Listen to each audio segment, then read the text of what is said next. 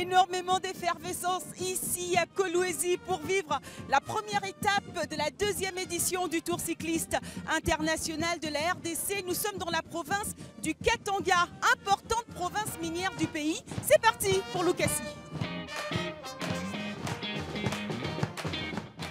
Ils sont tous là ce matin pour le premier coup de pédale de ce Tour 2014 de la RDC. 15 pays représentés par 17 équipes et certains ne cachent pas leurs ambitions. Les ambitions du Rwanda, c'est gagner, même si on n'est que 3 couleurs dans la course, on est là pour faire un effort pour gagner. Mais la concurrence est rude, notamment avec l'un des favoris, le Burkina Faso. On s'est bien préparé avec des compétitions nationales de chez nous. Et dernièrement, on a été autour du Maroc, certains ont été autour du Bénin, autour du Togo.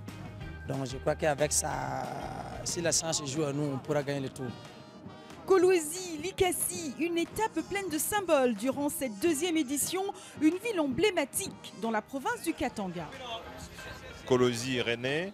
Kolwezi est un centre de production minière très importante.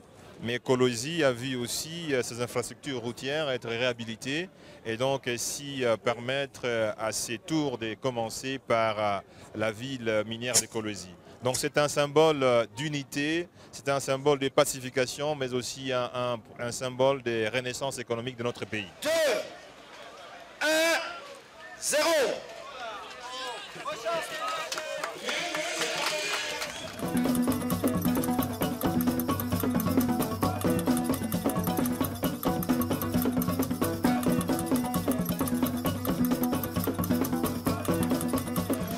Et le coup d'envoi est donné par le Premier ministre congolais. Et tout de suite, les premières attaques fusent. L'Ougandais Sébastien Kikongo donne le ton. Il attaque et part seul. Durant plusieurs mètres, l'Ougandais fait son show. Le peloton est scindé en petits groupes et c'est la Côte d'Ivoire qui se met en chasse et recolle à l'Ougandais. Mais le calme sera de courte durée, puisque c'est la Belgique qui prend les choses en main, avec Mathieu Berthe qui surprend tout le monde. Le Belge décide d'attaquer, il lâche le peloton et se retrouve seul devant.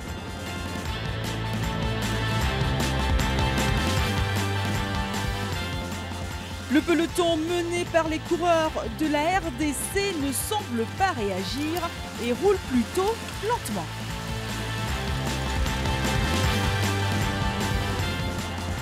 C'est à l'approche du premier sprint intermédiaire que le Burkina Faso décide d'attaquer. Un point chaud remporté par Hamidou Yaméogo.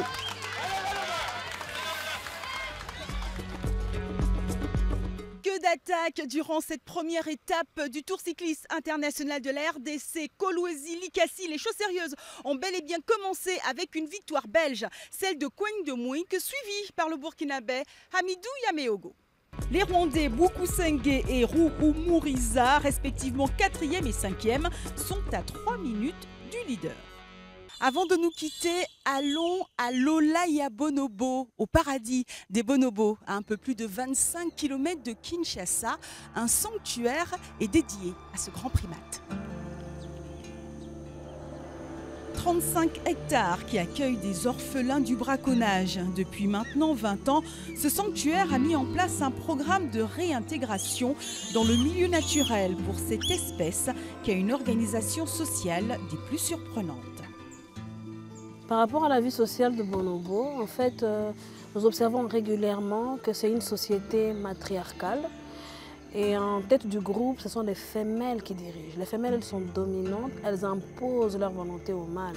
Et à la tête de la hiérarchie des femelles, il y a la femelle adulte qui commande un peu tout le monde. C'est la femelle dominante qui, pour le moment, a toute l'attention du groupe pour un peu célébrer ce nouvel événement de nouvelle maman. Donc il y a à peine 1 mois et demi que cette femelle vient de mettre bas une petite, d'ailleurs qu'on appelle Lola Yalola.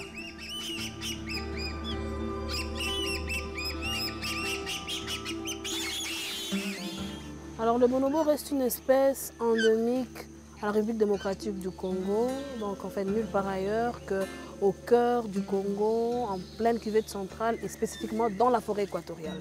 C'est là qu'on le trouve et c'est un animal dont l'espérance de vie va jusqu'à 50-60 ans. Ils sont victimes du braconnage et dans la nature, il ne reste que moins de 20 000 à peu près. C'est vraiment une espèce en danger et qui vaut vraiment l'intérêt de protéger, sinon ça risquerait de disparaître ou de s'éteindre complètement. Les braconneurs, en fait, ils recherchent la viande.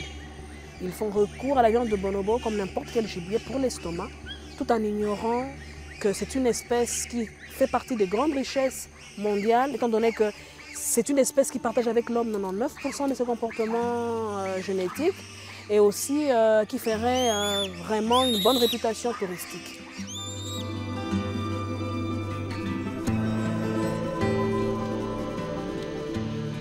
L'Olaya Bonobo, le paradis des bonobos.